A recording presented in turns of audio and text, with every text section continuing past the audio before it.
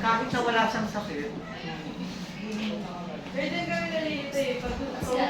Pag ano ng privacy curtain kung hindi, basta tandaan nyo, di ba pag nag-privacy curtain kayo, hindi nyo pa naman siya hahawakan.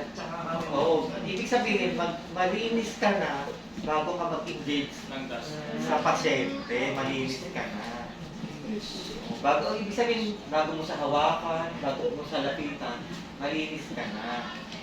Tapos yung huling, pag ano mo sa kanya, paglapit, paghawak, maglilinis ka ulit. Yun yung sinasabing before and after.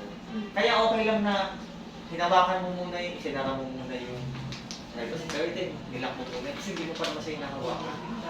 Tapos kung nakipag-usap ka naman sa kanya nung sinabi mong good morning, Mrs. Chase, nakamas ka naman.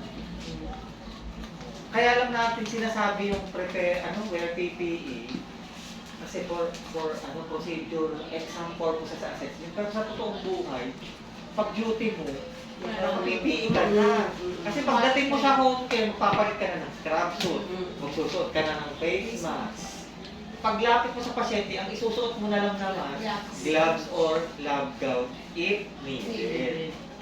Pero pag duty mo naman, automatic, oo, nakasuot ka na ng mask at saka naka-scrub suit ka na.